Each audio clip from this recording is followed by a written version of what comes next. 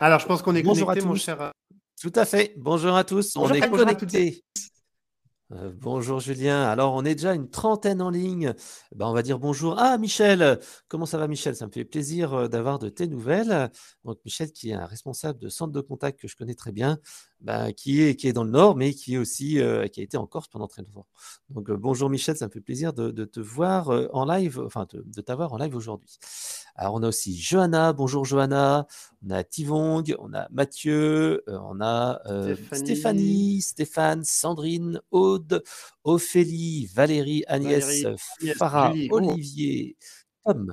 Ah oui, il y a beaucoup de monde. Baptiste, Anne-Sophie, Marine, Rosella, Guillermo. Bonjour Guillermo, qui est un auteur de livres sur la vente, qui a écrit un bouquin il n'y a pas très longtemps sur questions pour un champion de la vente. Donc, assez félicitations, intéressant. Guillermo. Ouais, tout à fait. Bonjour à Gaëlle, bonjour à Charlotte, bonjour Karine, bonjour Clémence et bonjour Dominique. Donc, on est déjà près d'une quarantaine déjà en ligne. Merci à tous d'être venus un petit peu en avance. On est là un petit peu pour faire connaissance. Donc, Julien et moi, on est très contents de vous avoir tous ce matin. Oui, avec plaisir. Et hâte de commencer. Et surtout, vous avez le module chat pour nous poser plein de questions. On sera là pour vous répondre avec nos deux talentueuses visions de ce qu'est l'expérience client, mais surtout de ce que c'est l'excellence relationnelle. Et surtout, qui a obtenu un prix récemment sur l'homme de la communication, l'homme qui sait communiquer et qui va être en co-animation et on va passer un super moment tous ensemble. Et Tout à bravo fait. Fred, parce que moi j'étais impressionné de Ah, te en voir fait, sur c'était. scène Alors, sur je Twitter. vais, je vais trahir les secrets. Il y a une semaine de ça, en fait, il y avait une soirée qui était organisée, c'était le gala de l'expérience client, avec bien sûr des personnalités, blablabla. Il y avait Bernard Laporte, Jacques Ségala qui en sont intervenus. Il y avait un concours, en fait, de plus de visibilité sur Twitter. Et donc, en fait, on était plusieurs éditeurs, plusieurs marques à passer le concours. Et bien sûr, oui, on a gagné, mais parce que c'était un travail d'équipe. Et c'est ça, justement, ce qu'on va voir aujourd'hui. Le fait de réussir, c'est généralement pas une seule personne toute seule qui fait la différence, mais c'est vraiment un travail d'équipe. Et justement, pour remporter ça, en fait, on a travaillé avec Léona, ma collègue, et Alexandre Nisieux, mon collègue d'Eloquent, et on a préparé quelque chose comme 120 tweets en amont de la soirée. Et donc, depuis 18h jusqu'à 21h30, date à peu près de la fin du challenge, on avait des tweets qui s'étalaient tous les 2 à 3, 4, 5 minutes. Et forcément, moi qui étais en live en plus, forcément, on a gagné. Donc, on voit bien qu'il y a un travail de préparation, bien définir les processus et un travail d'équipe. C'est ça qui fait la différence. Et on le verra aussi, c'est un des sujets du webinaire de ce matin. Voilà. Exactement. Et bienvenue aux dernières personnes qui nous ont rejoints il y a quelques instants. Voilà. Alors, il est 9h59. Ce que je vous propose, c'est qu'on commence dans quelques secondes, dans 1 minute pile, comme ça on commencera à l'heure. Et si vous voulez, n'hésitez pas à nous mettre dans le chat, déjà si vous avez des questions sur qu'est-ce que vous voulez apprendre lors de ce webinaire. Et bien entendu aussi, si vous avez un secteur d'activité, peut-être que ça nous permettra d'adapter un peu nos réponses, sachant qu'on a prévu des exemples dans le retail, dans le transport, dans le centre de contact. Bref, n'hésitez pas. Si vous avez vraiment une question, une interrogation particulière, mettez-les dans le chat et on se fera un plaisir d'y répondre lors du webinaire. Voilà. Exactement. C'est ça le but, entre autres, de ce webinaire, mais vous proposez des nouvelles clés, surtout que vous avez sûrement ça dans vos entreprises, mais des fois, on ne sent pas toujours ces clés au bon moment. Donc, ça va être l'occasion de pouvoir échanger. Et puis, dans cette dynamique de réflexion, il y aura une partie aussi à la fin où, surtout, il va falloir communiquer ensemble pour qu'on puisse vous répondre à l'ensemble de vos interrogations. Si on n'y arrive pas tout de suite, on y arrivera post-webinaire, mais on va faire en sorte d'y arriver, car c'est aussi ça, l'excellence relationnelle, c'est et surtout. Alors, il y a Donc, je Marine crois qui qu'on peut dit, est-ce commencer qu'on a dans des exemples? quelques-uns. Ouais, tout à fait, on va commencer. Il y a Marine qui dit, est-ce que vous avez des exemples dans l'assurance? Eh bien oui, je vous Oui, rassure, on aura 2 exemples dans l'assurance que je vais donner sur la partie logicielle, et puis Julien pourra aussi parler de la partie humaine. Voilà. oui. Et moi, Alors, je pourrais rebooter sur la partie assurance, Marine, avec grand plaisir, pour y ouais, avoir donc travaillé aussi. je la garde pour la fin si vous souhaitez, comme ça on le mettra de côté. Alors, on va commencer tout de suite le webinaire. Il est 10h pile. Donc, le sujet de la matinée, c'est expérience client. Pourquoi miser sur l'excellence relationnelle? Alors pour cela, j'ai vraiment le plaisir de recevoir un consultant que j'adore et qui est également un podcasteur, donc Julien Rigal-Dupont. Alors si tu veux, Julien, peut-être que l'on peut commencer par se présenter. Je te laisse Exactement. toi-même par te présenter et ensuite je finirai par moi. Moi, j'aimerais déjà te dire merci parce que c'est très, très agréable d'être cette matinée avec toi, ce court moment. Je suis un ancien RH pour le coup. Et derrière le mot RH, j'ai toujours mis le mot relation et même richesse humaine.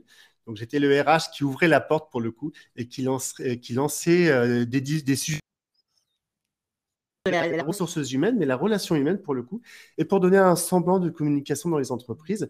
Donc, à ce jour, je suis créateur d'un cabinet de conseil en expérience client qui s'appelle JR d'Expérience. Ah, attends, ça c'est tac. Ah, pardon, qui est ici. Et donc, sur le fait, tout simplement, de remettre un petit peu un tissu de relations humaines. On a remarqué qu'avec nous avions des relations qui étaient faites à distance dans un premier temps. Et puis aujourd'hui, on vous demande tranquillement de revenir au travail, mais sans oublier qu'il faut bien communiquer et surtout bien communiquer avec ses clients. En parallèle de ça, de cette activité de conseil et de formation, j'ai un podcast, comme l'a dit cher Frédéric, que j'ai eu le plaisir et l'honneur d'avoir comme invité il y a quelques mois, parce que ça commence à faire. Et à ce jour, ce podcast s'appelle Expérience pour le coup. Et il met en avant des talentueuses personnes, des femmes, des hommes, qui ont des parcours assez atypiques et qui ont envie de raconter leur propre histoire. Et c'est ce qu'on demande tout compte fait quand on est, et je pense que Fred me relatera là-dessus, c'est ce qu'on demande tout compte fait aux collaborateurs, aux équipes, de délivrer une expérience saine, authentique et naturelle. Il y a de la préparation, c'est très important, mais on n'oublie pas que tout compte fait, le tissu relationnel doit toujours exister au sein de nos équipes, envers nous-mêmes, parce qu'il faut aussi prendre du temps pour soi, pour délivrer cette expérience et surtout cette personnalisation.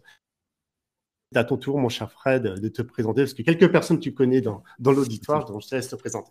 Alors en fait, mon Frédéric Hanvet, product manager et chargé de marketing opérationnel chez Eloquent. Et donc en fait, Eloquent, si vous ne le connaissez pas, on est expert de la relation client depuis plus de 20 ans. En fait, on a plus de 300 clients en Europe et en France, bien entendu, et on gère à peu près, on va dire, 600 millions d'interactions clients par année, que ce soit des conversations par chat avec nos solutions de centre de contact ou des enquêtes de satisfaction, tout simplement. En fait, on a une double activité qui est à la fois éditeur de solutions de centre de contact, donc en fait, bien sûr, multicanal, téléphone, chat, mail, etc., etc., et également les callbots et chatbots. On est également éditeur de solutions d'enquête de satisfaction client et collaborateur. Et c'est vrai que l'enquête collaborateur a de plus en plus d'importance, en particulier quand il y a des équipes qui sont à distance, avec soit des enquêtes pulse, régulièrement pour prendre le pouls des collaborateurs, comme on le fait chez nous, ou tout simplement faire des enquêtes d'onboarding que Julien, tu connais bien. Une fois qu'un salarié arrive dans l'entreprise, généralement au bout de 2-3 semaines, on va lui mettre une enquête avec un rapport d'étonnement pour savoir un peu comment ça se passe. Régulièrement aussi, on envoie des communications et ça permet justement de prendre le pouls de l'entreprise. Donc voilà, donc ça c'est le métier d'Eloquent. Et aujourd'hui, c'est vrai qu'on vous a fait un petit programme assez simple. On va commencer un petit peu sur qu'est-ce que l'excellence relationnelle, pourquoi c'est important, et on passera au cas pratique. Et après, vous aurez la parole, puisqu'en fait, on a lancé d'abord une petite enquête, mais aussi on vous laissera parler. Voilà. Donc, Julien, je te laisse peut-être commencer par la première partie en se disant, mais pourquoi faut-il miser sur l'excellence relationnelle et pas se concentrer sur des outils ou des process, etc., etc. Alors, il y a une relation. Il faut toujours avoir des outils parce qu'on en parlera avec Fred et son expertise grâce à Eloquent, pour le coup, qui accompagne de nombreux clients. La question qu'on pose aujourd'hui, c'est pourquoi miser sur l'excellence relationnelle? C'est vrai que c'est un sujet très important dans les entreprises qui est des fois, selon certaines entreprises, mis de côté. Il y a une image qu'on a trouvée avec Fred et qui est assez drôle. C'est quand on est en centre de relation d'appel, et c'était à l'époque aussi pareil, quand on est direct, il faut que tu ailles répondre tout de suite. Ah non, non, mais il faut attendre les fameuses 3 sonneries pour que je puisse me préparer à répondre. Donc c'est vrai que ça, dans certaines entreprises, on est sur du flux tendu. Et la réponse. Et il y a la petite. Elle est où le conseiller qui était là hier? Alors, pour te dire, il est parti. Et il est parti surtout avec le remplaçant. Donc, il faut qu'on arrive à trouver, tout compte fait, des moteurs et ses propres drivers pour mettre en place une bonne relation client, mais pas que, une relation, pour le coup, qui est personnelle.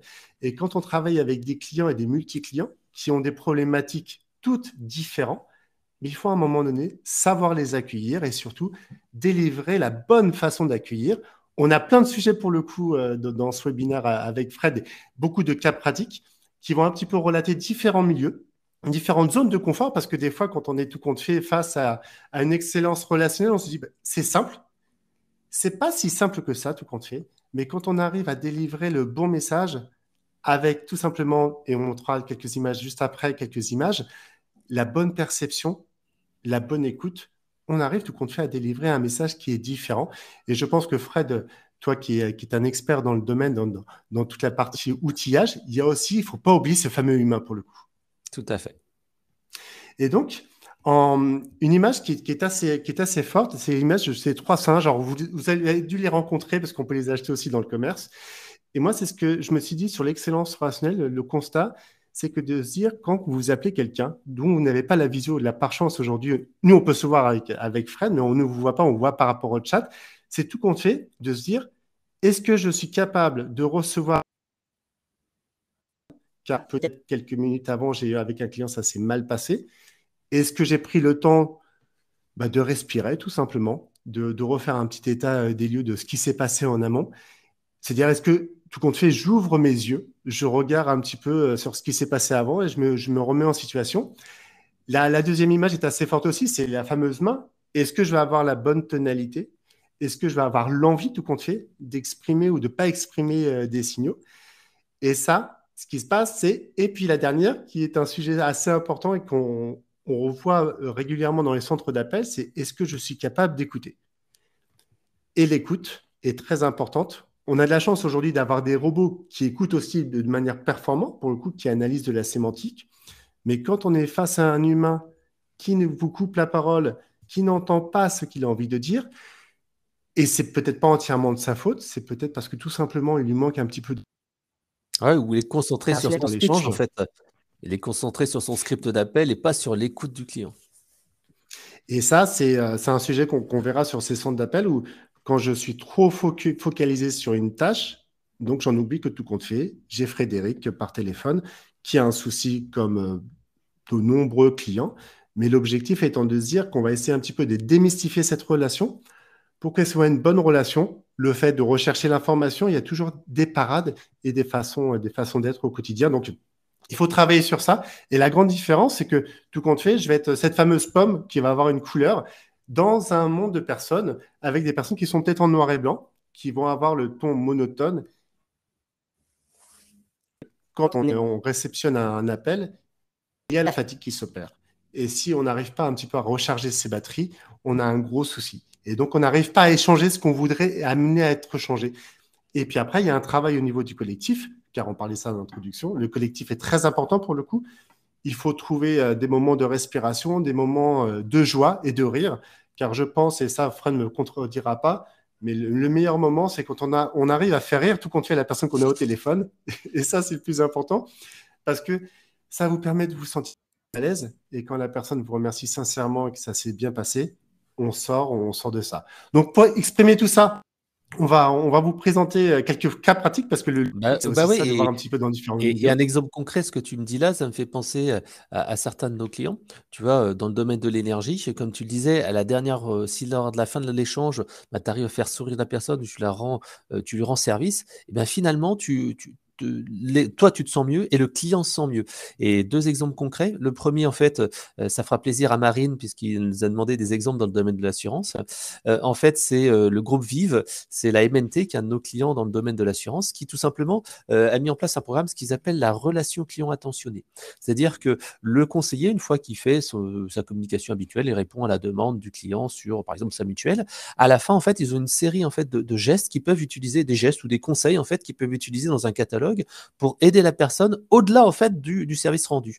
Par exemple, j'appelle parce que j'ai une naissance de jumelles. Le conseiller peut choisir, enfin, a une idée de conseils supplémentaires, dire tiens, vous avez des jumelles, est-ce que vous saviez qu'avec des jumelles, vous aviez le droit à 20 heures de ménage par votre mutuelle ou par ceci, cela. Et tout simplement, on aide la personne. Deuxième exemple, dans le domaine de l'énergie, lorsque, après un appel, en fait, le conseiller dit tiens, est-ce que je peux vous donner quelques conseils pour économiser de l'énergie dans votre entreprise ou chez vous, et des conseils d'économie d'énergie, et ben en fait, on constate factuellement que la note de satisfaction est meilleure. Donc, non seulement le conseiller est valorisé par son travail, mais en plus, ça améliore la satisfaction client. Donc, là, une petite astuce pour vous, si vous vouliez donc améliorer cette relation client et viser l'excellence opérationnelle, essayez comme ça d'ajouter le petit plus qui va satisfaire le client et aller au-delà de ses attentes.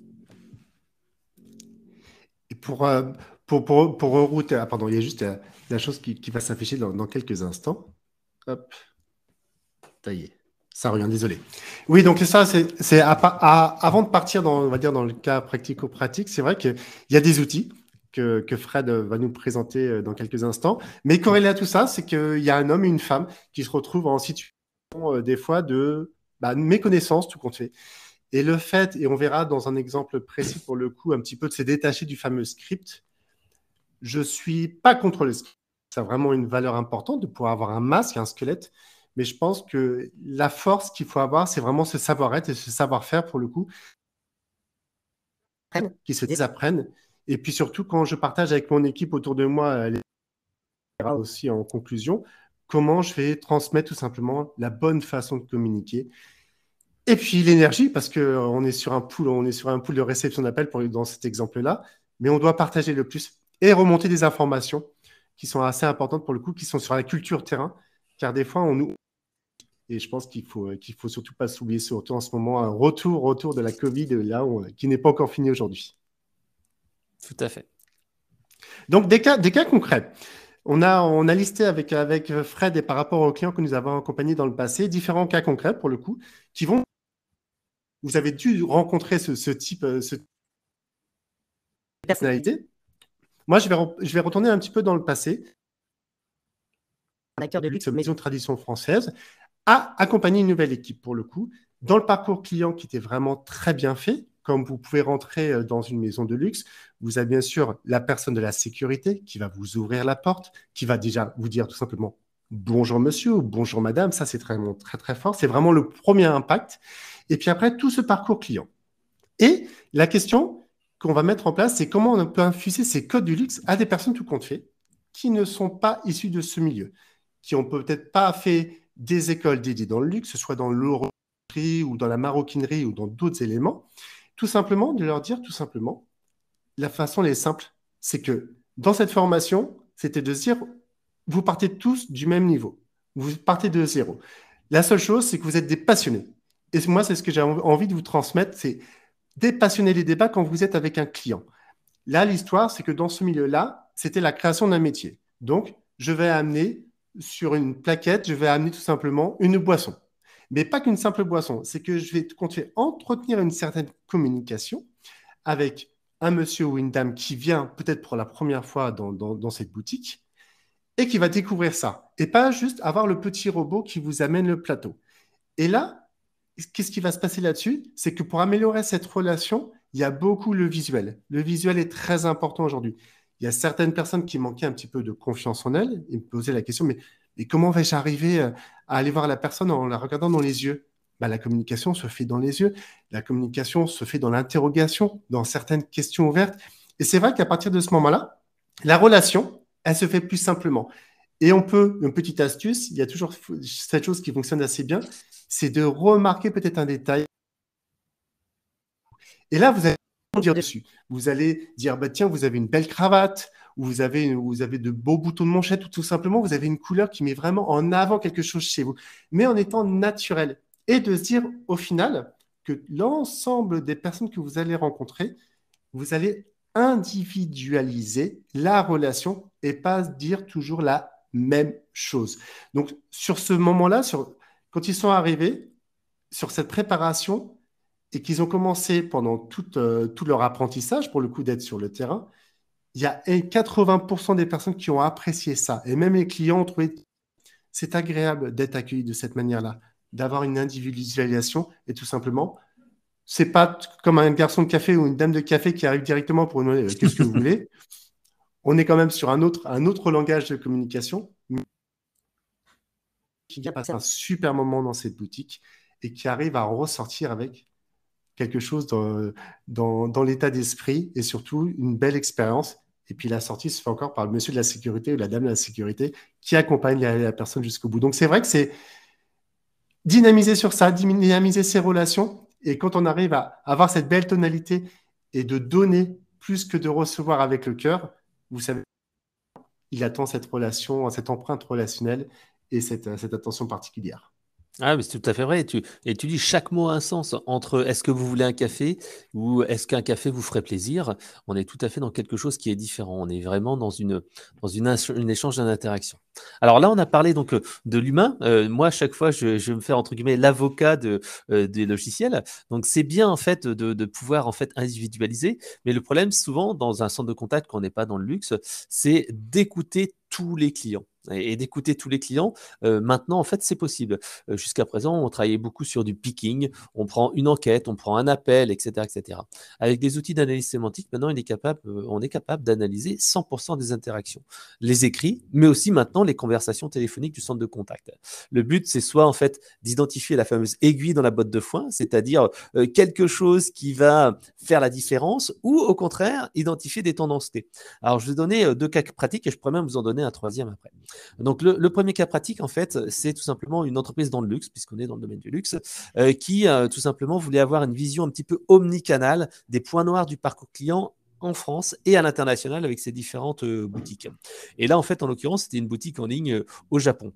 Ce qui se passait, c'est que ils avaient un petit peu de difficulté à récupérer et à identifier toutes les remontées des différents pays avec les différentes langues. Donc, en fait, ils ont mis en place un outil d'analyse sémantique multilingue et l'objectif, c'était d'identifier des signaux faibles. Et c'est comme ça, en fait, qu'ils se sont rendus compte que dans certains pays, il y avait vraiment des spécificités régionales qu'ils avaient un petit peu négligées et oubliées du point de vue un petit peu européen, en particulier les modes de paiement au Japon. Quand on leur dit, bah voilà, payer par carte bleue, bah, au Japon, c'est pas tout à fait ça. Et ils disaient, bah non, c'est vrai qu'on n'y a pas pensé, il fallait penser à ça, etc. Donc ça, c'était des équipes, une vision trop européenne. Donc l'analyse sémantique, comme ça, permet d'identifier des signaux faibles.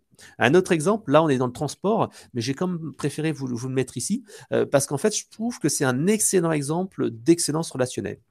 En fait, c'est Vinci Autoroute que vous connaissez sous le nom d'Ulysse. Hein, c'est les fameux badges lorsque vous allez prendre l'autoroute et que vous faites pas la queue justement, puisqu'en fait, vous pouvez passer directement sur les portiques T. Hein, et ben en fait, ce qui se passe, c'est que eux, ils ont en fait des pics d'activité l'été. Et donc, forcément, l'été, eux aussi, il y a certaines personnes qui sont en congé. Il y a énormément de personnes qui viennent en fait prendre l'autoroute, et donc ils ont besoin de recruter des intérimaires pour renforcer les équipes.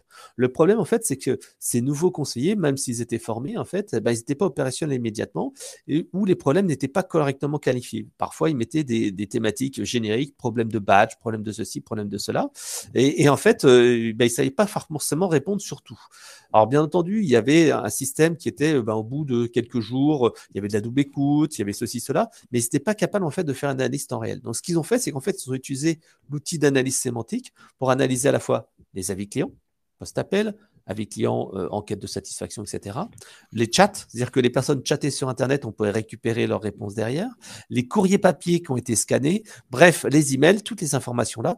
Et en fait, ils sont passés d'une analyse qui était plutôt sur les 2-3 semaines, donc un peu tard parce que les personnes étaient au téléphone, elles discutaient et tout ça, ou par chat, et c'était un petit peu, ils faisaient des mauvaises réponses, il y avait des gens qui n'étaient pas contents, etc., etc. À un coaching en fait qui permet directement en quelques jours, voire maximum dans la semaine, d'identifier les problèmes, les équipes à coacher et en fait identifier des signaux faibles. Et bientôt là, ils vont même passer au temps réel, c'est-à-dire qu'ils sont capables de voir, tiens, les conseillers qui sont pas très bons dans tel domaine d'activité, la formation qui n'a pas été bonne. Et ça, c'est vraiment quelque chose qui est important parce qu'en fait, ils ont réussi à diviser par 2 l'insatisfaction liée à ces problèmes d'intérimaires. C'est-à-dire qu'en fait, pendant l'été, avec des intérimaires classiques, ils avaient 6 points d'insatisfaction en plus. Et là, en fait, ils sont passés à 3 points d'insatisfaction, donc insatisfaction divisée par 2. Et là, ils me disaient qu'avec le temps réel, peut-être qu'ils arriveraient encore à aller encore faire réduire encore en plus l'insatisfaction. Donc c'est vraiment intéressant. Et même grâce à ça, ils ont pu identifier des opportunités business parce que parfois il y avait des réponses où les gens disaient non, j'ai plus besoin de mon badge parce que je pars en retraite, parce que je fais plus de déplacements. Et grâce à ça, en fait, ils ont pu identifier, hey, il faut que tu proposes à ces personnes-là, non pas en fait de dire ok, j'annule votre badge, mais peut-être que vous avez besoin d'un forfait particulier, etc., etc. Donc, si vous voulez en savoir plus, à chaque fois, je vous ai mis des petites vidéos YouTube et vous pourrez retrouver le témoignage de Vinci Autoroute au Salon Stratégie Client. Alors, Julien, je te laisse prendre la suite pour un autre cas client orienté sur l'humain cette fois. Alors, il arrive dans quelques instants. Tout compte fait, ça va Say up. Alors, moi, j'ai tout compte fait une enseigne assez connue dans la grande distribution qui a tout compte fait des fruits mis en avant. Et sur ce parcours client, ce qui va manquer aujourd'hui, ce qui manque dans la grande distribution, c'est remettre l'humain qu'il arrive directement dans cette grande surface. Et ce qui s'est passé, c'est qu'on a analysé un petit peu les retours clients et ce qui se passait, donc, c'est que ce client-là, il était perdu. Et donc, quand on est dans la grande distribution, quand on demande un petit peu son chemin, ou tout simplement le produit qui a changé de place, le rayon qui est mieux mis en avant, mais qui est plus à la même place, on se retrouve à dire bah, monsieur, vous avez qu'à aller à droite, à gauche, puis deuxième à gauche. Donc ça, c'est compliqué d'entendre ça.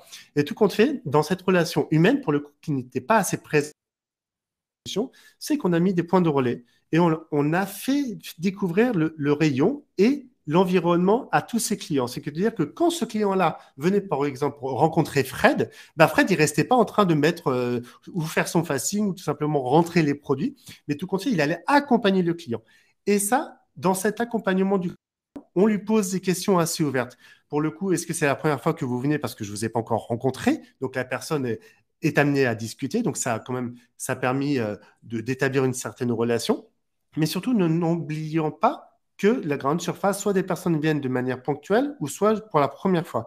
Et dans cette richesse-là, on a remarqué que l'ensemble des conseillers ou les responsables, et les responsables étaient plus moteurs que les conseillers en leur disant il faut tout ça. C'est pas parce que vous allez poser votre produit qui ne sera pas mis dans les 30 secondes que ça va changer grand-chose. Et en termes de relations humaines, c'était très important. Ils ont aussi mis en place quelque chose qui est assez agréable. Ils ont mis des choses en place pour les enfants, pour le coup. Parce que les enfants, quand on va faire les courses, bah, ce n'est pas le meilleur moment pour déjà être avec vous, parce qu'ils ont envie de prendre tous les produits. Et c'est le conseiller qui voit ça, qui dit, mon facile qui était, je vais devoir le recommencer. Mais au contraire, non, de prendre en charge aussi les enfants d'une certaine manière, donc de leur proposer des activités. Et ça, c'est la relation humaine. C'est la relation humaine qu'on voudrait voir à peu près partout dans les grandes distributions. C'est comme si à l'époque, quand vous rentriez chez un épicier ou dans une boutique, vous aviez vraiment cet accueil personnalisé. Et la personne prenait le temps tout simplement de vous dire bonjour, de vous poser des questions et de vous faire vivre cette expérience qui n'est plus une expérience codifiée. Et dans certaines grandes distributions aujourd'hui, des fois, bah, il manque ça. Et les personnes qui s'en sortent, ce sont les personnes qui vont voir directement le client, qui vont l'accompagner. Et ça, c'est très important. Je pense que Fred, tu peux relater des informations par rapport à ça, mais le côté relationnel, le côté de l'humain, mettre une empreinte relationnelle dès le départ, c'est quelque chose de vecteur. Et il faut conduire ce client dans ce parcours client et tout compte fait. Mais même à la sortie, la personne qui est hôte ou hôtesse de caisse, hormis que maintenant, il y a aussi des outils qui permettent un petit peu de scanner vos produits et vous faire partir, mais on a toujours besoin d'une personne qui sera là pour vous écouter et vous faire vivre un dernier moment, parce que quand vous reviendrez et que vous serez sorti surtout, ben, il y aura quelque chose qui sera passé. Et ce n'est pas juste un acte d'achat qui sera malheureusement dans l'oubli et que vous attendiez la personne qui aurait bien pu vous poser la question, comment pourrais-je vous servir, madame? Est-ce que je peux vous accompagner? Le rayon a subi quelques transformations, mais sachez que je peux vous y accompagner. Donc c'est ça, c'est vraiment cette dynamique-là. On a toujours une image de la grande distribution qui est assez dure pour le coup, qu'il est, mais si on met des personnes dans l'échange, bah, l'empreinte relationnelle est différenciante. Et puis après, sur les réseaux sociaux, on met en avant une belle expérience, une belle histoire. Donc c'est autour de la distribution, mais ça peut être bien sûr mis en place dans différents secteurs qu'on verra tout à l'heure. Alors, merci Julien. Alors, je crois qu'il y a certaines personnes qui ont des petits problèmes de connexion. Donc, n'hésitez pas à nous dire si vous expérimentez comme ça des petites coupures. De notre côté, moi, j'entends Julien à peu près correctement, mais n'hésitez pas. Alors, l'excellence relationnelle, on l'a vu tout à l'heure, donc là, je reviens sur la partie outils, c'est parfois être réactif et surprendre ses clients. Et là, en fait, je vais vous donner un cas pratique avec la visio-assistance en direct qui permet non seulement de résoudre immédiatement le problème du client, mais également de créer un effet waouh. Et ça, c'est vraiment important parce qu'en fait, quand les clients ont un problème, si on est capable de résoudre tout de suite leurs problèmes et de les aider, eh ben, ça fait waouh. Je vous donne deux cas clients. Le premier, en fait, c'est Fnac Darty. Fnac Darty, en fait, ben, tout simplement, ils ont constaté qu'à peu près 40% des, entre guillemets, pannes sont plus de l'usage parce que les gens ne savent pas se débrouiller avec la machine, ils n'ont pas compris, ou sont plutôt liés à de l'entretien ou du fonctionnement habituel.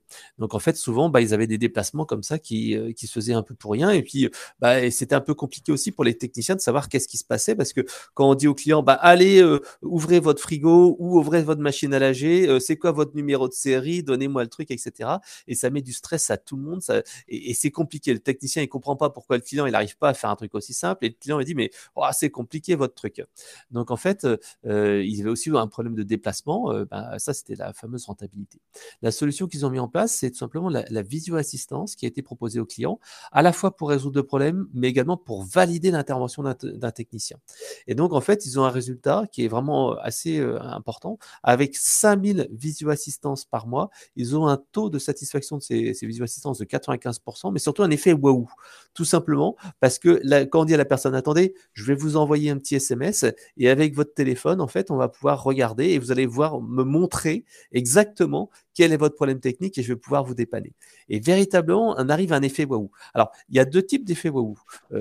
Et là, en fait, au final, ils ont 2 à 3% des déplacements qui sont évités chaque année. Donc, pour eux, c'est énorme vu les volumes qu'ils font.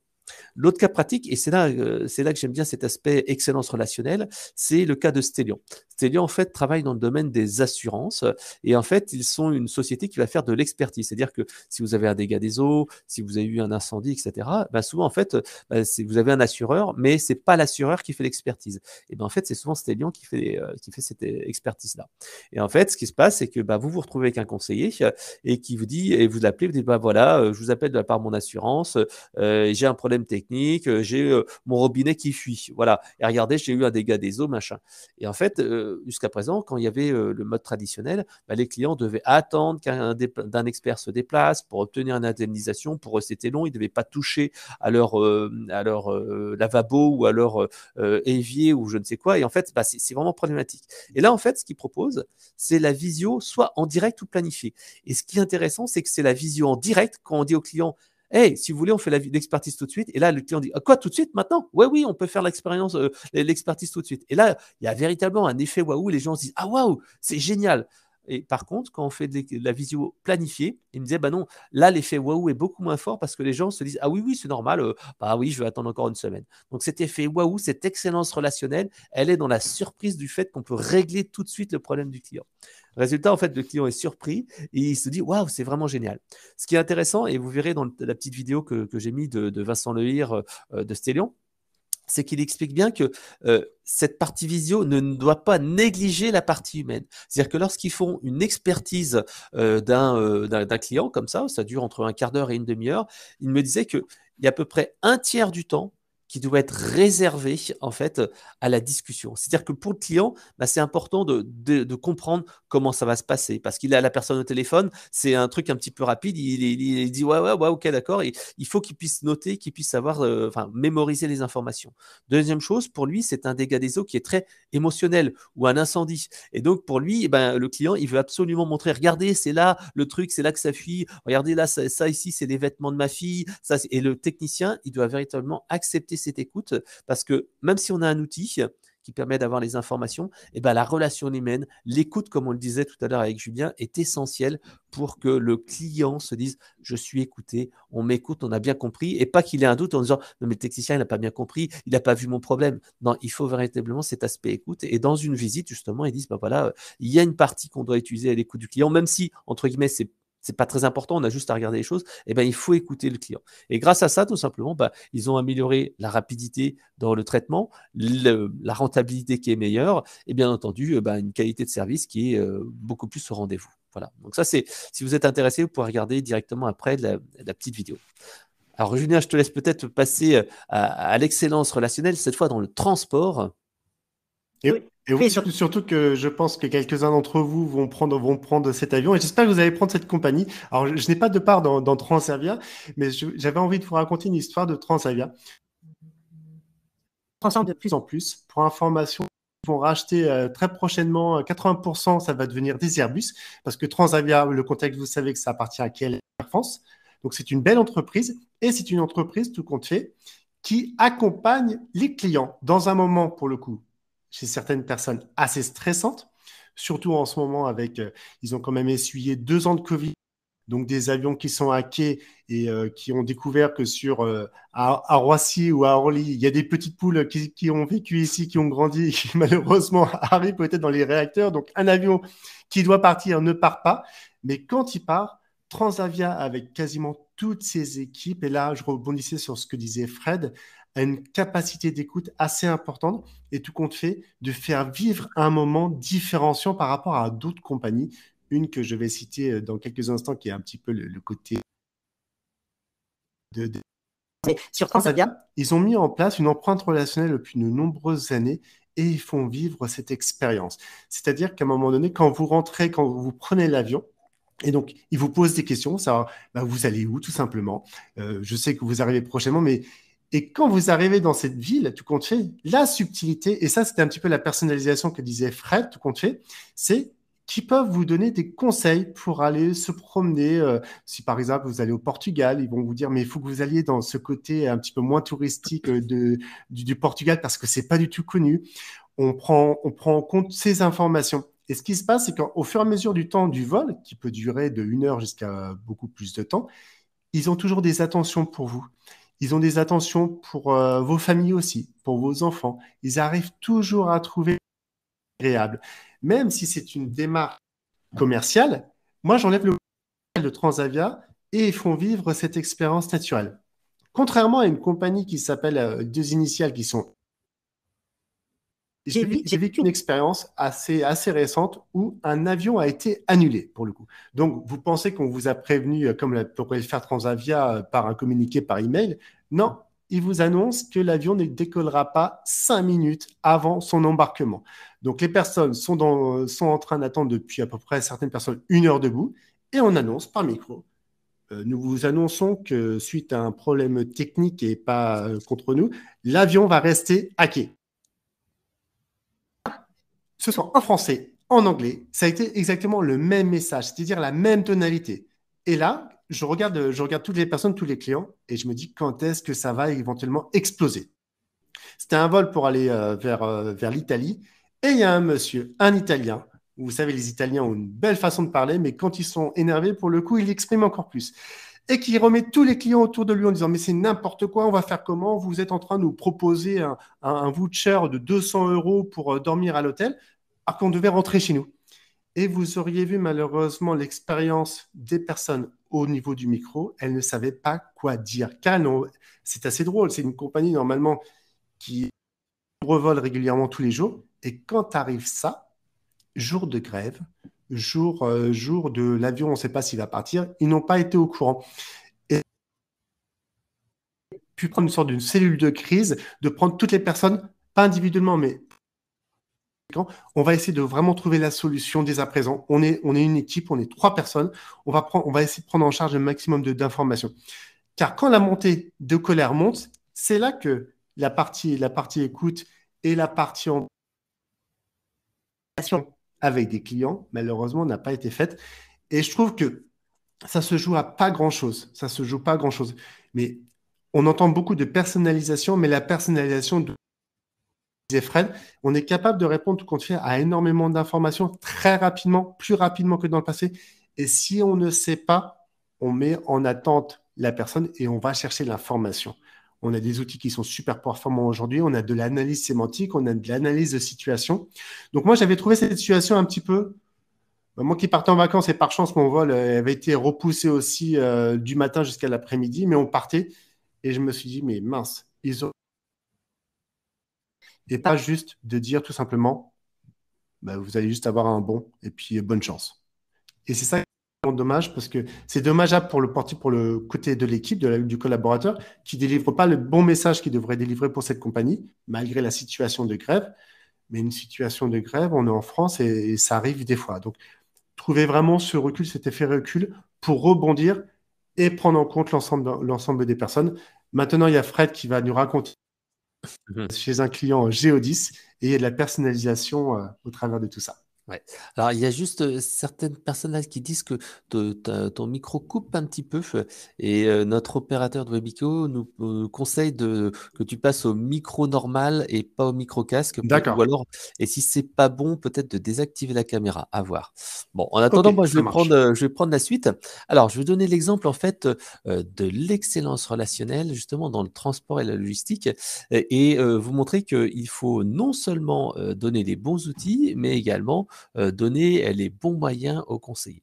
Et là, en fait, bah, ce client, c'est un client d'Eloquent qui est équipé de nos solutions et qui s'appelle Géodis. En fait, sa situation, lui, en fait, c'était il y a à peu près 3 ans ou 4 ans de ça. En fait, ils avaient un service client qui est très, très orienté SAV. C'est-à-dire que bah, les personnes qui faisaient les suivis des réclamations quand il y avait un problème de colis, etc., et bah, tout simplement, bah, ils étaient sur le quai. Ils étaient avec leur téléphone comme ça, du côté, à discuter avec les chauffeurs. «Hey, tu vu le colis? Il est arrivé où?» et cetera. Et puis ils couraient sur les quais. Ils étaient un petit peu à faire, comme ça bah, entre guillemets, «du dépannage». C'était un petit peu du rush. Et en fait, ce qu'ils ont fait, c'est qu'ils se disaient: «Bah, voilà, c'est vrai, ce service client est bien, mais en fait, on n'est pas vraiment dans la gestion de la culture client et dans la gestion vraiment d'un service effet waouh». Et donc ce qu'ils ont fait, c'est qu'ils se sont dit: «OK, on va changer la culture d'entreprise, on va changer les outils, on va changer les conditions de travail, on va identifier les points de contact du parcours client, les moments clés et en fait, on va essayer d'agir sur ces différents moments-là.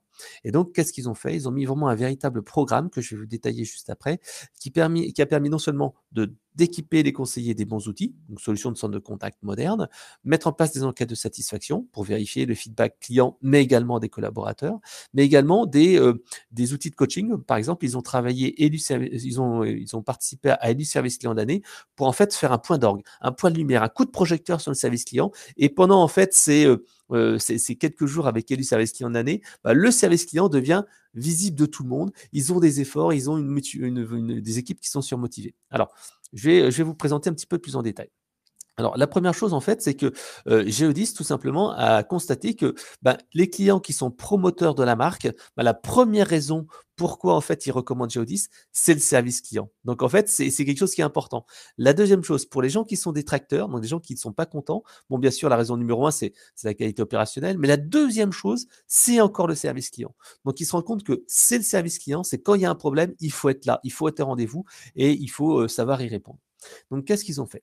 Ils ont tout simplement identifié dans le parcours client les points de contact les plus importants. Et ils se sont dit, bah voilà, il y a 7 points de contact essentiels. Il y a le web, la force de vente, les commerciaux, hein, le portail, les livreurs, le service client, la facturation et les agences. Et là, en fait, on va faire un focus sur le service client qui était, comme on le disait, un des points clés. C'est à la fois quelque chose qui est promoteur, mais également quelque chose qui peut être détracteur de la marque. Et donc, tout simplement, bah, les équipes de GE10 ont dit, bah, on va travailler sur un programme relation client pour passer d'une culture SAV à une culture client. Et donc, en fait, ils ont réorganisé les services. C'est-à-dire que bah, les gens qui étaient au téléphone sur les quais avec le téléphone portable en permanence, bah, ils ont eu des bureaux. Ils ont eu des ordinateurs, ils ont eu des casques pour passer les appels et ils ont en fait des conditions de travail avec une solution de centre de contact éloquent. Ils ont renforcé un petit peu le rôle des managers et donc amélioré ces conditions de travail.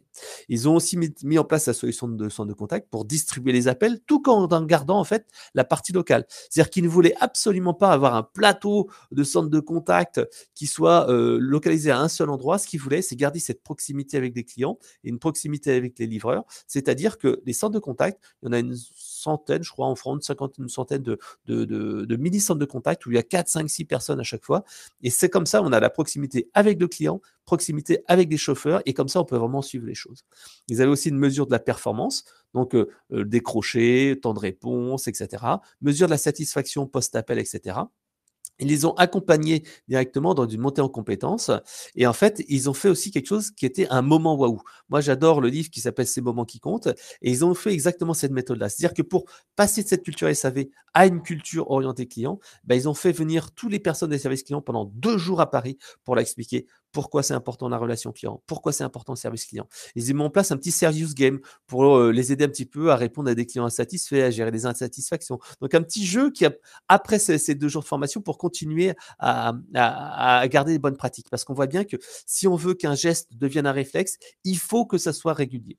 Ils ont aussi travaillé sur l'orthographe parce qu'ils se sont rendus compte que c'était un point faible dans les services clients. Les gens sont très habitués à parler à l'oral, mais par contre, l'écrit, il y avait des défauts. Donc, ils ont fait passer la certification orthodidacte et ça a motivé toutes les équipes là-dessus à se dire ouais, voilà, on progresse, on est meilleur que les autres centres de contact, etc., etc.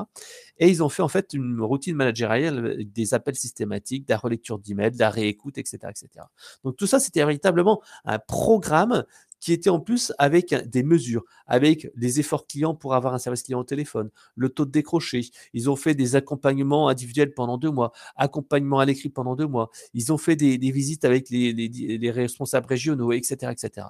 Bref, ils ont véritablement fait un effort d'entreprise avec même des routines managériales, c'est-à-dire que bimensuel, il y avait des analyses de mails, de téléphone avec une grille d'évaluation. Même le collaborateur pouvait proposer ses propres appels en disant tiens, regarde, là j'ai été bon là-dessus. Et regarde, là je suis en difficulté.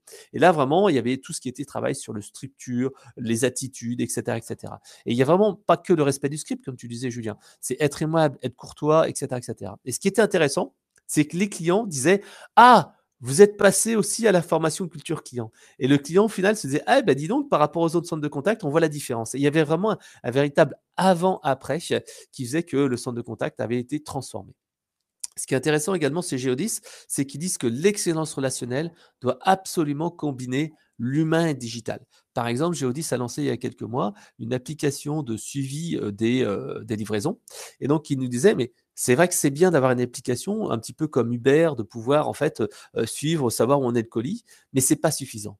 Pour faire la différence, il faut de l'humain. Et qu'est-ce qu'ils font? Donc, ils envoient un petit SMS, mais également, il y a un appel systématique du conducteur. Et le conducteur, comme ça, il l'appelle en disant hey, enfin, il dit pas hey, il dit bonjour, je vais vous livrer dans quelques semaines, dans quelques heures, votre colis. Est-ce que c'est OK pour vous, etc., etc. Et donc, comme ça, on arrive véritablement à H-1 à avoir un suivi de l'humain. Et comme il disait, après la suite, c'est peut-être après personnaliser comme dans Uber, mettre la photo du livreur, avoir son numéro de téléphone, etc., etc. Ce qui va dire, OK, on n'est pas juste, c'est pas de la techno pour de la techno, mais ce qui fait la différence, c'est l'humain associé à la technologie. Et c'est ça qui va créer cette excellence relationnelle. C'est pas juste tout seul d'un outil ou tout seul de l'humain. Voilà. Ah, là, Julien, tu es en mute. Ouais, là, il faut juste que tu remettes ton micro. Donc là, en fait, ce qu'on va voir avec Julien dans quelques secondes, c'est cette partie excellence relationnelle dans un centre de contact et savoir comment on va être plus humain quand on lit les scripts. Alors, je pense que... Non, je ne t'entends pas. Là, il faut juste actualiser la page peut-être. Essaye peut-être d'appuyer sur F5 et comme ça, en fait, ça permettra de relancer la page. Alors, en attendant, ce que je vais faire, le temps que Julien soit disponible pour nous, je vais passer en fait à la partie excellence relationnelle au centre de contact, mais cette fois partie comment dire logiciel outil. Alors tout d'abord, je vais parler en fait d'un premier client. Voilà, Julien revient vers nous. Alors là, il faut juste que tu nous remettes le son et ça devrait aller. Donc, je vais vous parler d'un premier client qui s'appelle Prévoir. On parlait tout à l'heure d'un cas dans les assurances. Prévoir, en fait, est une société d'assurance et en fait, ils ont identifié que lors de certains moments de vérité, un client doit être plus accompagné et être plus aidé. Et donc, en fait, ils ont mis en place des campagnes d'appels sortants proactives. Et il y en a 2 que je voulais partager avec vous. La première, en fait, qui s'appelle Direction Retraite. Parce qu'ils se sont rendus compte que les gens qui faisaient confiance à Prévoir, et ben en fait, une fois qu'ils partaient à la retraite, ils se retrouvaient le dernier jour en disant bah tiens, voilà, je suis à la retraite, qu'est-ce que je fais de mon argent, qu'est-ce que je fais de mon épargne? Et donc en fait, tout simplement, ils étaient un petit peu perdus. Et puis parfois, au lieu de faire confiance à Prévoir comme ils le faisaient pendant toute leur période avant la retraite, et ben ils faisaient appel à une banque, à un courtier, associé, etc.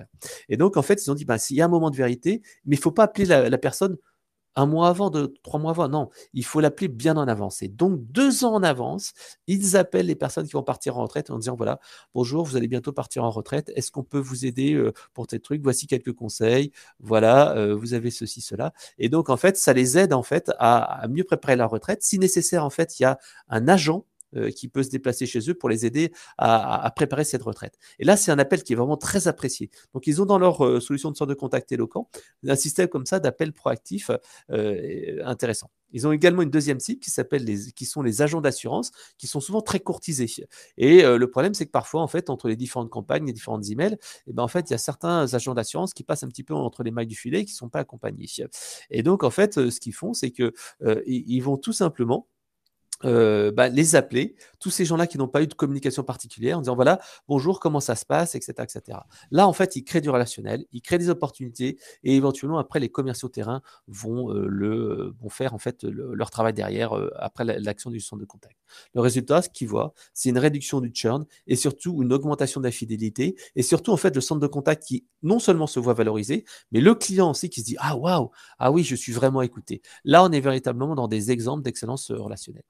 Un autre point, un autre exemple, c'est Consorrente, qui est une société en fait qui fait de l'assistance téléphonique pour des banques et d'autres entreprises. Et en fait, ce qui se passe, c'est que ils ont des pics d'appels et ils ont en fait des moments un petit peu clés dans leur activité et ils savent que va falloir anticiper les choses. En même temps, ils ont aussi un turnover important parce que dans des équipes techniques, et ben en fait, on sait très bien que le centre de contact, c'est des équipes qui bougent assez souvent. Donc leur solution, en fait, ça a été tout simplement de fidéliser les collaborateurs. Donc, ils ont un parcours d'onboarding avec un focus sur les soft skills parce qu'ils savent qu'ils ont des informaticiens qui connaissent un petit peu comment démarrer un ordinateur. Mais ils se disent, OK, c'est pas tout de connaître l'informatique, il faut aussi écouter le client. Et donc, ils ont des formations sur l'écoute, comment on fait une écoute active, etc., etc. Ah, je crois que Julien est repassé. J'ai entendu le son qui repassait. Donc, normalisation d'activité, donc comment ça fonctionnait. Et donc, ils ont 3-4 jours comme ça de formation sur les soft skills. Et après, en fait, ils ont une formation qui va de 1 à 2 semaines sur les spécificités métiers du client, les logiciels à utiliser, les dépannages, les logiciels, etc., etc. En plus de ça, ils ont également mis en place une gamification avec des quiz, des jeux de rôle pour rendre un petit peu plus fun et aider un petit peu une formation à être plus agréable. En complément de cela, on passe toujours dans l'excellence opérationnelle. Et ben en fait, tout simplement, ils ont mis en place de la co-construction et de l'intelligence collective au sein des équipes. C'est-à-dire qu'ils ont demandé à des collaborateurs de dire bah voilà, il va y avoir un pic d'activité, on le sait, il va y avoir en décembre, il va y avoir en janvier une activité au retour des vacances. Comment on fait en fait pour que ça se passe le mieux? Et en fait, ce qui se passe, c'est que ils ont travaillé, ils se sont dit bah voilà, on va avoir une période d'activité vachement importante. Qu'est-ce qu'on va faire? Est-ce qu'on va faire par exemple un séminaire d'intégration? Est-ce qu'on va faire un challenge? Est-ce qu'on va faire ceci, cela? Et en fait, ils ont trouvé des idées. Non seulement ça a permis d'avoir une meilleure cohésion d'équipe, plus 20% de productivité lors des pics, mais également une réduction du turnover ou de l'absentéisme jusqu'à 50% la première année sur les équipes. Également, faire évoluer tout ce qui est process et équipe. Voilà. Donc ça, c'est un exemple de ce que l'on peut faire pour améliorer l'excellence opérationnelle, l'expérience relationnelle au centre de contact. Alors, Julien, je te laisse peut-être revenir sur ton exemple. Je pense que tu as récupéré le son. Est-ce que le son Oui, fonctionne? on Ah, t'entend attends. bien. Désolé à tous et à toutes pour les aléas du technique. C'était pour revenir, c'est vrai que le temps, mais c'était pour revenir tout compte fait sur la partie d'un centre d'appel. L'image que je vous avais mise, c'était une image avec une console tout compte fait. C'est que quand malheureusement on est trop sur un script, même s'il est bien rédigé, c'est qu'on enlève un petit peu du côté de l'humain. Quand dans ce centre d'appel et qui vous demande d'emblée quel est votre identifiant ou quel est votre mot de passe, pas mot de passe, mais numéro de téléphone, vous perdez directement la personne. Les grandes personnes qui arrivent vraiment à s'en sortir, et ça pourrait corréler une question aussi au niveau de l'assurance, c'est quand on pose directement des questions ouvertes, quand on commence l'échange. Et ça, on prend un petit peu pour savoir le pourquoi du comment elle est là. Est-ce qu'elle a passé une bonne soirée? C'est bête, mais ce genre de choses, on évite malheureusement de poser ce type de questions parce qu'on est catalogué. On doit dire, tiens, on a un appel qu'on doit faire très rapidement. On va devoir répondre toujours à la même problématique ou une problématique un petit peu différente. Question ouverte pendant l'échange, malheureusement, il s'avère qu'on perd les personnes.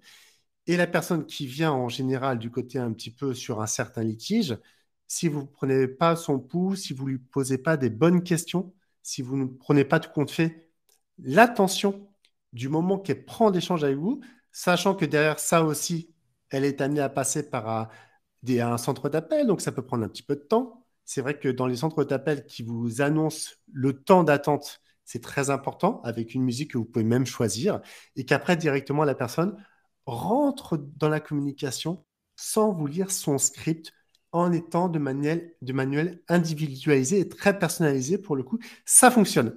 Et surtout à la fin, quand on est sur la fin, c'est pas tout simplement de dire j'espère que vous avez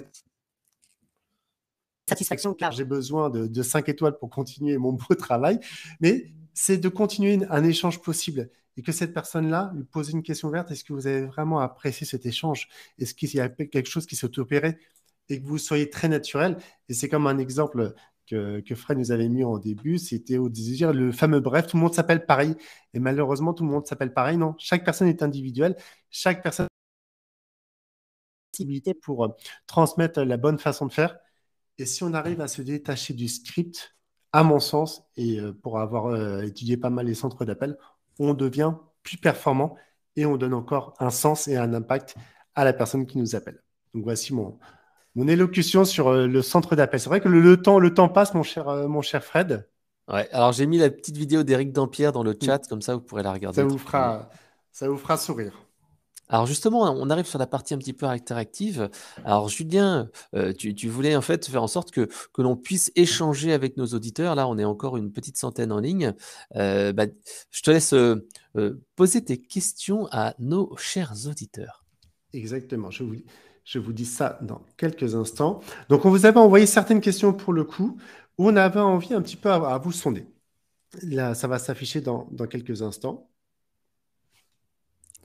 Oui, là c'est Alors, bon, on a, c'est bon, les parfait. questions sont immédiatement disponibles. On a les différentes questions que vous avez envoyées et merci aux personnes qui nous ont répondu. On voulait vous poser des questions ouvertes pour le coup. Comment vous arrivez à motiver vos équipes? Ça, c'est vraiment quelque chose d'assez important. Est-ce que vos équipes elles communiquent bien ensemble? Ça, c'est aussi un sujet, car quand vous êtes en relation client, est-ce que vous allez transmettre la bonne façon de faire? Parce que on a tous nos pré-idées conçues, mais derrière ça, il faut toujours s'accompagner et écouter bien pour être encore plus performant. On avait aussi de se dire, bah, tiens, est-ce que vous souhaiteriez mettre en avant une situation, pour le coup, pour être encore meilleur sur le plan relationnel? Et la question que se posent beaucoup de questions, et pas que, c'est comment on arrive à mettre une bonne empreinte relationnelle dans vos entreprises, dans vos structures. Car des fois, on oublie ça. On oublie qu'on est en contact avec un client ou une personne qui va rentrer, qui va vouloir avoir une attente différente. Et une expérience que vous aimeriez partager. Donc, on a eu quelques éléments de réponse que je vais vous afficher dans quelques secondes. Donc, c'est pour ça que c'est assez intéressant par rapport au chat qui est en ligne. Donc, nous, on a relevé avec Fred l'équipe par les récompenses et l'accompagnement. Ça, je pense que Fred est très bon aussi là-dedans. C'est vrai que sur l'incentive, il faut. Car si malheureusement, vous n'avez pas de choses qui est mise en avant devant vous, bah, malheureusement, la personne elle reste un petit peu bien assise et ça reste un petit peu problématique. Par l'écoute, ça, c'était un sujet très important. La reconnaissance, qui est pour le coup, en étant ancien RH, il faut reconnaître les hommes qui font un travail vraiment très bien, il faut leur dire tout simplement. Et puis, par l'échange de bonnes pratiques, c'est vrai que si on n'arrive pas à s'écouter les uns vers les autres, et si on reste toujours dans nos mêmes malheureusement. Et puis, quelqu'un que vous avez évoqué, la partie des team building, qui est vraiment un moment riche, sachant que depuis peu difficile de pouvoir les mettre en place, si avec des outils de visio, mais ça a enlevé du tissu relationnel. Donc c'est ça. C'est différentes thématiques qui sont pratiquées par de nombreuses personnes au sein de ce groupe. Est-ce qu'il y aurait d'autres éventuellement pratiques que vous souhaiteriez mettre dans le ou des attentes particulières? Et on se plaisir de vous répondre avec Fred. Ouais. Alors, n'hésitez pas, on est vraiment à votre disposition. Est-ce qu'il y a des questions que vous avez sur, comme le disait Julien il y a quelques secondes, est-ce que vous arrivez à motiver vos équipes ou est-ce que vous avez des problèmes de motivation des équipes? Est-ce que vos équipes communiquent bien entre elles? Est-ce que vous avez une situation justement que vous voulez partager, vous êtes bon sur le plan relationnel? Est-ce que vous avez des retours d'expérience à nous partager? Ça peut être intéressant comme ça de partager en live ces différentes bonnes pratiques. Alors, on vous laisse nous poser une question, répondre aux questions ou deux, parce que je sais que c'est toujours les premières questions qui sont les plus difficiles. Juste avant, si tu veux, on va passer aux 2-3 questions qui nous ont été posées précédemment. En fait, il y a une question de Bruno qui dit « Beaucoup d'entreprises sont orientées dans un management par les objectifs, donc du volume. Comment faire du qualitatif dans un tel contexte ?» Ça, c'est une très bonne question qui revient très souvent. Est-ce que tu veux la prendre, Julien? Ou tu veux Oui, avec plaisir. Et puis tu pourras. Moi, je compléter? Oui, pense que bien sûr. ce qui se passe, c'est que ce qu'aujourd'hui, comme tu le disais, cher Bruno, et merci, merci pour votre question, comment on arrive à faire du qualitatif dans un tel contexte? Je pense qu'à un moment, on va mettre les valeurs de l'entreprise. C'est que quand on arrive dans une entreprise, à ses codes, chaque personne a ses envies d'aller, d'avancer. Et c'est vrai qu'à un moment donné, quand on est trop, il y a des femmes et des hommes qui sont là au quotidien pour améliorer l'entreprise, améliorer les process. Et je trouve que quand on doit faire du qualitatif, il faut surtout bien onboarder les personnes et régulièrement, au fur et à mesure du temps, les former et pas les laisser de côté. Parce que si on les laisse de côté, malheureusement, ben, on fait juste du quantitatif. On veut juste récolter la commission qui est certes importante, mais que malheureusement, on doit mettre encore plus de l'impact des femmes et des hommes qui contribuent tout compte fait à une meilleure entreprise, produits ou nouveaux services, parce qu'ils sont en contact avec le client. Et le client, c'est celui qui nous fait vivre et qui nous permet de partir les factures de différentes entreprises. Donc c'est ça, c'est surtout ça, grosso modo. Je pense qu'il y a une bonne partie pour le coup sur l'onboarding et sur l'accompagnement des personnes. Est-ce que tu veux relater quelque chose, mon cher Oui, Franck? alors je veux juste compléter un petit peu que c'est vrai que cet aspect quantitatif, ben, il est présent ben, parce qu'il faut prendre des appels, parce qu'il faut que les personnes soient présentes, etc., etc. Le truc, en fait, c'est que il faut aussi mesurer le coût de l'insatisfaction. Et souvent, en fait, les entreprises négligent un petit peu ça en disant, bah voilà, est-ce que vous avez été bien écouté ou pas? Donc la première chose, en fait, c'est se dire, voilà, quelle est la satisfaction? Et la mesure de la satisfaction post-appel, c'est quelque chose qui est vraiment très simple à mettre en place et se dire, est-ce que le client est content ou pas? Et s'il n'est pas content, pourquoi? Parce que ben, on peut voir qu'un client peut quitter l'entreprise parce qu'il a une mauvaise relation avec l'agent qui, en fait, entre guillemets, moi je dis toujours, c'est la dernière ligne de défense de l'entreprise. Si l'agent, en fait, fait mal son boulot, la personne dit, mais j'en ai marre de cette entreprise, ils répondent toujours à côté, etc. Après aussi, c'est détecter l'insatisfaction cachée. Par exemple, parfois, un agent, il peut se dire, bah, j'ai fait mon boulot, j'ai répondu, mais en fait, le client, il avait mal choisi son besoin, ou alors il y avait des délais qu'il n'a pas respectés, etc. Bah, c'est comme ça. Et le client, il est pas content, il se dit, oh là, mais c'est de ma faute, entre guillemets, ou j'ai pas pris de bon règlement. Et on se retrouve souvent dans l'insatisfaction cachée, ce fameux ventre mou, où les gens ils donnent des notes, entre, par exemple sur 10, entre 5, 6, 7, et ils sont pas forcément contents, mais ni très mécontents. Donc en fait, ces gens-là, c'est souvent des gens bah, voilà, qui sont un petit peu fatalistes. Et ce qui est intéressant de faire, c'est permettre aux conseillers du centre de contact de tout simplement mettre en fait une note sur non pas la qualité de sa réponse, mais sur la satisfaction du client. Et ça permet parfois d'identifier des dysfonctionnements dans l'entreprise, ou alors de dire, ben, moi, en tant que conseiller, j'ai pas les moyens de faire quelque chose, mais par contre, en fait, ben, je vais essayer de passer votre demande au service réclamation, qui permet en fait qui a un peu plus de pouvoir que moi. Donc, pouvoir comme ça escalader dans des situations un petit peu complexes. Donc après, l'objectif, hein, le quantitatif, c'est vrai que c'est bien, mais c'est se dire aussi quels sont les résultats derrière. Et cet aspect, donc mesure de la satisfaction est essentiel, mesure du churn. Et parfois, en fait, il y a un excellent cas d'usage qu'on a vu avec Bouygues Télécom Entreprise. Alors, j'essaierai peut-être de vous mettre dans le chat la conversation. Je vais essayer de vous le retrouver ici.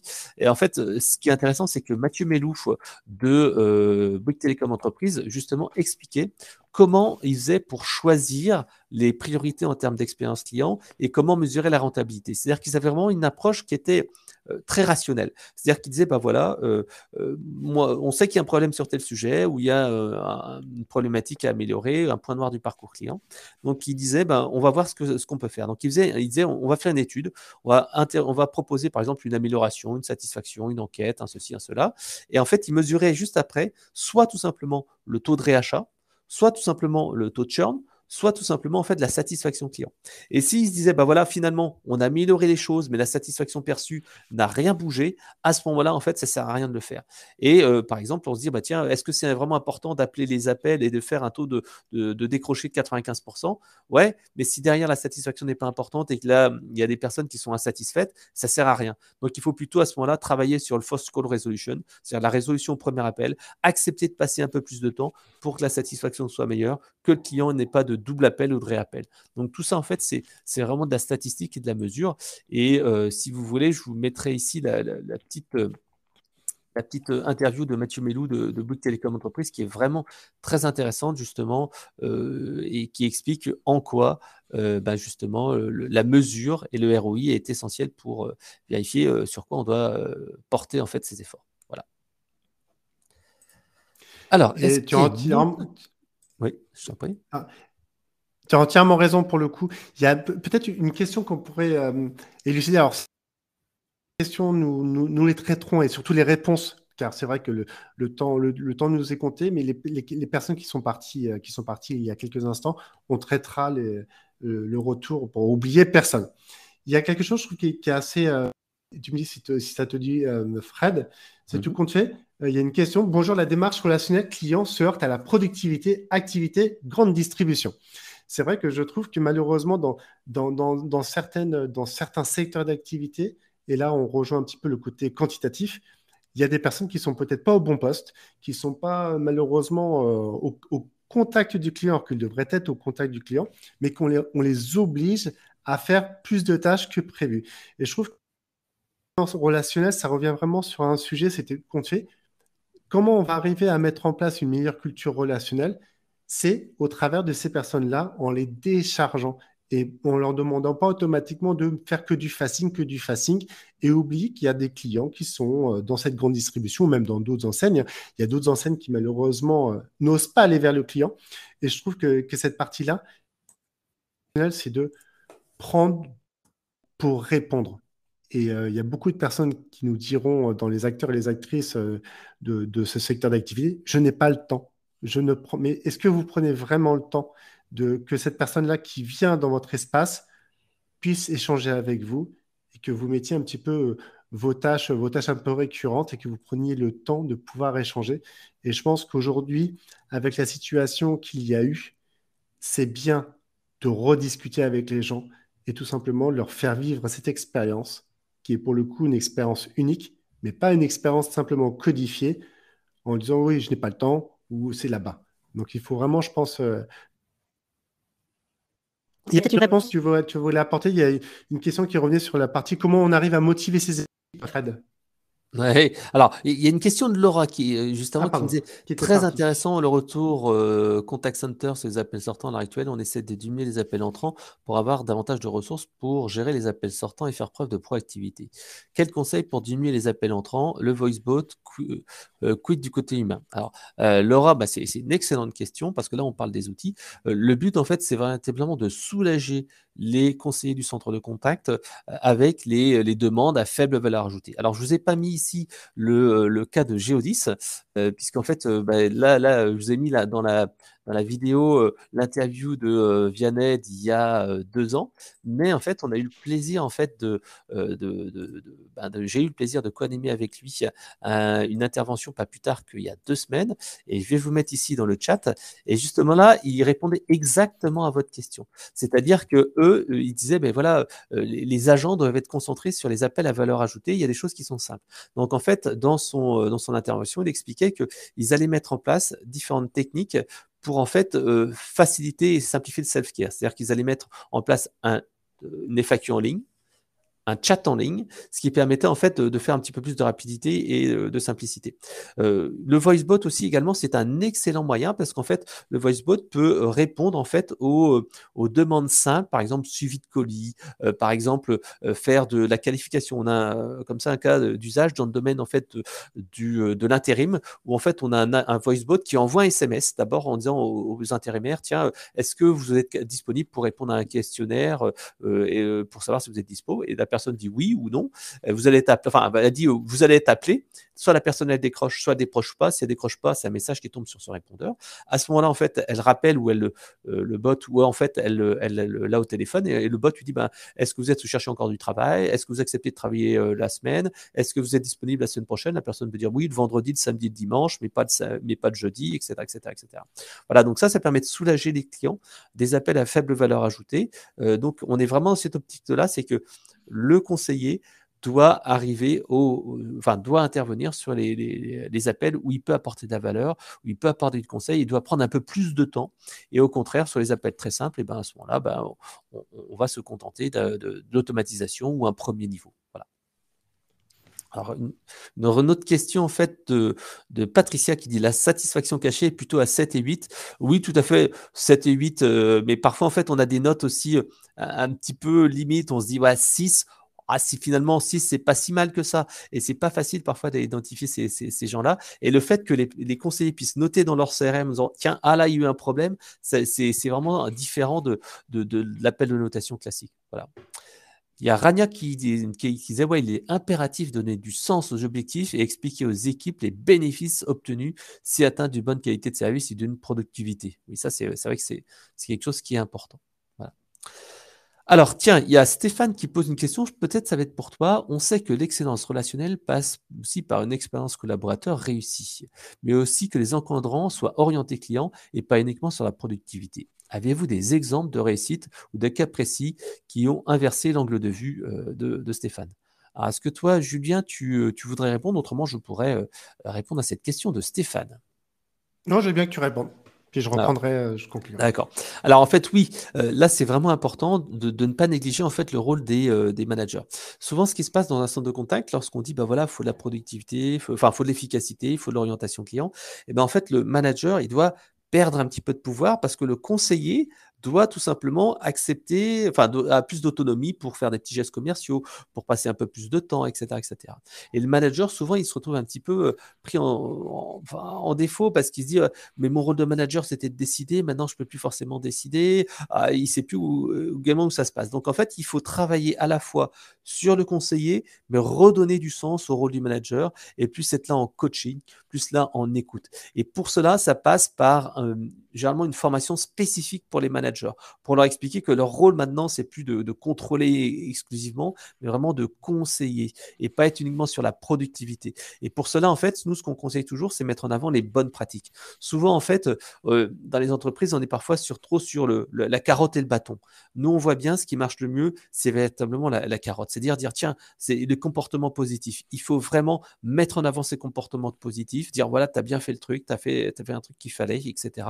Mettre en place une relation, comment dire, mettre en avant, en fait, les comportements positifs, par exemple, par une newsletter, on dit tiens, regardez les best failures, c'est-à-dire best failure, c'est quand ça s'est mal passé, finalement on a fait quelque chose de bien et ça s'est retourné la situation. C'est comme ça en fait que ça marche. Dans des réunions de service aussi, dire tiens, regardez, là il y a un truc qui a été bien fait et féliciter les équipes et le manager et surtout pas forcément bypasser le manager. Parfois en fait, il y a la direction qui reçoit des feedbacks directement de clients et le manager de la direction générale ou un directeur dit ah c'est bravo, très bien pour tel agent. Sauf qu'en fait, on bypasse le manager qui se sent un petit peu dire mais mon rôle, c'est plus drôle. Donc en fait, on a vraiment un changement de rôle qui doit être travaillé. Le deuxième point aussi, c'est que lorsqu'on travaille comme ça sur cette excellence relationnelle, il faut travailler sur la durée. On a le cas, par exemple, avec Malakoff Médéric, qui expliquait qu'ils avaient changé leur manière de former les agents. Au départ, en fait, les formations, c'était souvent une journée ou 2 jours. Allez, on va travailler l'accueil. On va travailler la gestion de la satisfaction, etc., etc. Et ils se rendent compte, en fait, que cette formation-là n'agit pas sur la posture et la mentalité des conseillers sur le long terme. Et donc, ils ont changé leur manière de former. Et ça, on le voit dans le livre Culture Client qui a été écrit par Guillaume Antonietti et Daniel Reich. Et ils ont changé cette manière-là en disant, il faut que ça devienne un réflexe. Donc, au lieu de faire cette fameuse sacro-sainte journée ou ces 2 jours de formation sur une thématique, ils ont dit, on va étaler ça sur plusieurs semaines. Et tous les jours, en fait, ils ont la minute ou les 2 minutes du client où, en fait, ils discutent, ah, tiens, j'ai eu un appel, j'ai tel truc. Ou alors, ils disent, tiens, j'ai un cas client qui est intéressant, regardez, voilà ce que j'ai fait, etc., etc. Et on passe comme ça d'une formation qui souvent est compliquée à être maintenue dans le temps à quelque chose qui est sur la durée et qui devient en fait un réflexe inné. Voilà. Donc c'est comme ça en fait que ça marche et comme ça en fait on peut impliquer les managers et c'est pas uniquement d'un manager qui est dans la sanction mais un manager qui est vraiment dans l'accompagnement et dans le relationnel. Voilà. Alors j'espère que j'ai répondu à votre question. Alors, il y avait une question pour toi, Julien, mais je pense qu'on ne va pas y répondre. C'est quelle compagnie parles-tu qui n'était pas très orientée client? Donc ça, on ne va pas forcément en EJ, parler. EJ, EJ. C'est l'acronyme. Alors, C'est est-ce vrai qu'on qu'il y va a tirer une tranquillement. dernière question? Autrement, on va vous laisser, vous libérer, puisqu'il est 11h09 déjà. On prendra peut-être une dernière question si vous en avez une. Autrement, on vous souhaite à tous une très excellente journée. J'espère que ce webinaire vous aura aidé. Alors, Julien, tu avais préparé pour nos auditeurs un petit plan d'action et une conclusion. Je te laisse Exactement. peut-être la partager et ça sera peut-être le mot de la fin avec le plan d'action. Exactement, je vais vous montrer un petit peu les topics sur lesquels on a échangé qui regroupent de toute façon, c'est ce qu'il fallait retenir à mettre en place. Je vais rebondir dans un premier temps sur ce que disait Fred et je pense que oui, il faut vraiment accompagner les équipes pour le coup dans le temps et pas juste sur des actions, des actions importantes. Il faut vraiment les accompagner et ça, c'est important. On est dans un monde aujourd'hui qui est rempli de super technologies qui fonctionnent très bien, mais en n'oubliant pas que derrière ça, il y a quand même l'humain qui est moteur de toutes ces belles actions. Il faut vraiment penser, je pense que l'entreprise doit être une priorité de remettre l'humain au cœur de l'action. Car aujourd'hui, on est tous un petit peu dispatchés dans le monde avec tous ces outils qui sont très très bien, mais à un moment, c'est impact de nos entreprises, des enjeux pour le coup. Parce que quand on est manager, on a beaucoup de responsabilités aussi, on a des équipes à accompagner au quotidien, mais quand on a peut-être tout compte fait une seule chance de délivrer le bon message et surtout le bon message qui va être perçu par la personne qui va vous avoir, qui n'est pas toujours agréablement conquis ou pas ou conquise de l'échange qu'elle peut avoir avec vous. Donc, en ouvrant un peu plus en termes de communication, il faut personnaliser. Et c'est ça, la personnalisation. Moi, j'ai toujours dit aux entreprises et même aux personnes des fois que j'ai essayez d'individualiser cette relation, car cette individualisation, elle va vous sortir de votre quotidien et vous ne serez pas capable à dire toujours la même chose. Car sinon, on écoute un petit robot qui, lui, a compris beaucoup de choses, qui a eu beaucoup d'informations dans sa tête, malgré que ce soit un humain qui le met en place.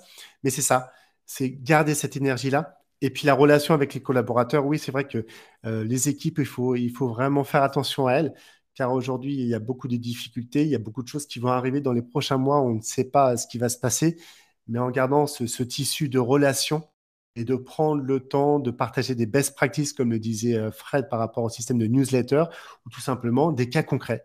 Des cas concrets, quand ça ne va pas, exprimez-vous dans l'entreprise. Très important, c'est une épinale dorsale aujourd'hui dans les entreprises. Il faut continuer de bien communiquer et on n'a pas toujours les bons registres de communicants mais qui n'est pas tombé ne s'est pas relevé et qui n'a pas osé communiquer ne communique pas. Donc, c'est au travers de ça que vous voulez un petit peu retenir. Et puis, un plan d'action, pour le coup, qui peut être mis en place très prochainement et dans ces prochaines semaines. Toujours pour le coup, c'est d'améliorer la communication au travers de vos équipes. Remonter ces informations, parce que ça, il faut se dire que les personnes qui sont en contact directement avec le client, elles ont énormément d'informations. Donc, mettez-les en avant, qu'elles recensent les informations, qu'elles marquent les informations dans leur base de données, car c'est assez frustrant quand on vous appelle pour la 5e fois et que la personne n'a zéro information de ce qui s'est passé par rapport au précédent appel. Des fois, ça peut être très court pour le coup, car la personne n'a pas pu répondre à votre problème, problématique. Et puis, dans 4 mois, tout compte fait, de refaire un état des lieux sur cette évolution de communication. Des choses à améliorer. Mais la seule chose, c'est de se dire, bah, tiens, on va tenter. Car c'est très simple de bien communiquer, mais ça se fait avec le temps. Et puis, on avance tranquillement. Et puis, on n'oublie pas tout compte fait de personnaliser cette relation avec ses clients. Et pourquoi pas dans 7 mois de se dire, bah, tiens, on refait encore un état des lieux. Et là, on partage. On continue de partager avec ses équipes, c'est-à-dire l'ensemble des retours pour améliorer cette relation qui doit être plus personnelle. Et, comme le disait Frédéric, de retravailler sur ses best practices et tout simplement remotiver vos équipes car on est une équipe qui évolue avec le temps, chacun a ses individualités, mais il vaut mieux que ces personnes rentrent chez elles avec des belles choses, une belle journée, des belles relations clients, que malheureusement avec des choses qu'elles n'auront pas encore enterrées et que la vie continue quand elles sont chez elles et que malheureusement après, il y a d'autres choses qui... Donc c'était à peu près le plan d'action envisageable pour la suite et des aventures. Moi, ça m'a fait plaisir d'être avec toi, Fred, pour échanger, co-animer ce webinaire et on répondra à l'ensemble de vos questions qui étaient présents, qui étaient présents dans le chat. Ok, bah, très bien. Bah, merci à tous. Donc, j'ai vu qu'il y avait quelques personnes qui me disaient quel était le livre, l'ouvrage sur la relation culture client. Je vais le mettre aussi dans le chat et donc vous pourrez directement le retrouver. Donc, le livre de Daniel Ray et de Guillaume Antonietti qui est vraiment un livre extrêmement intéressant sur la relation client. Donc, je vous mets ici dans le chat et puis je vous mettrai également les petites vidéos dont on a parlé. Je vous mettrai la vidéo d'Éric Dampierre également dans les versions des slides et je vous mettrai le livre également de notre ami Daniel Rey et Guillaume Antionetti. Comme ça, vous aurez toutes les informations. Merci à toi, Julien. Merci pour ce webinaire. J'espère que vous avez apprécié cette conférence et que vous pourrez en retirer quelques bonnes pratiques. Et donc, on vous donne rendez-vous pour un prochain webinaire à la rentrée, parce qu'on fera une petite pause pour les vacances. Et puis, bien entendu, Julien, si tu peux parler peut-être de ton dernier podcast, peut-être que tu peux nous dire quelles sont les dernières personnes que tu as interviewées. Entre autres, il y a eu Monsieur Fred il y a quelques mois, mais il y a eu d'autres personnes qui sont passées au micro. C'est vrai que j'ai eu la chance, avoir le privilège d'avoir la première négociatrice femme du RAID. Donc ça, c'était un échange passionnant. Je vous encourage vraiment à l'écouter avec Tatiana Briand, d'une humilité, d'une sincérité, d'une authenticité. Je trouve que les échanges dans ce podcast, c'est quand on arrive tout compte fait à trouver un lien et que c'est bien sûr préparé en amont, mais qu'il y a vraiment un jeu de questions-réponses, une discussion. Donc, toutes ces personnes-là, je vous encourage. Vraiment, les derniers épisodes sont assez bluffants. Il y en aura encore d'autres d'ici à la fin de l'été. Donc, c'est présent tout pour le coup tous les lundis. À partir de 5h50, on fait une petite. Les épisodes sont déjà enregistrés pour la rentrée, mais il y a des pépites. Il y a des pépites en termes d'expérience client, en termes de management et surtout de personnes qui ont vraiment envie de changer le monde dans les entreprises dans lesquelles elles sont. Et c'est toujours un réel plaisir. Et j'aurais hâte d'écouter vos retours à ce niveau-là parce que moi, je m'amuse et je pense qu'en termes de communication, faut-il bien s'amuser et bien tempérer les forces en présence pour délivrer cette expérience, mais pas que, mais vraiment profiter du moment. Et quand on arrive à bien motiver ses équipes, bon, on est content quand on rentre chez soi. Donc, merci à toutes et à tous d'avoir partagé ce moment. Vous êtes restés un peu plus longtemps que prévu, donc c'est très, très agréable. On savait qu'avec Fred, on allait parler un petit peu plus que la norme, mais merci beaucoup à tous et à tous. Merci à tous, merci Gabriela, merci Carole, merci Patricia et à très bientôt pour un prochain webinaire. Et donc n'hésitez pas à aller consulter le dernier podcast qui est paru pas plus tard que hier, je crois, de Julien. Exactement. Et donc et les prochains à venir. Je vous souhaite une très bonne journée et à très bientôt. Au revoir.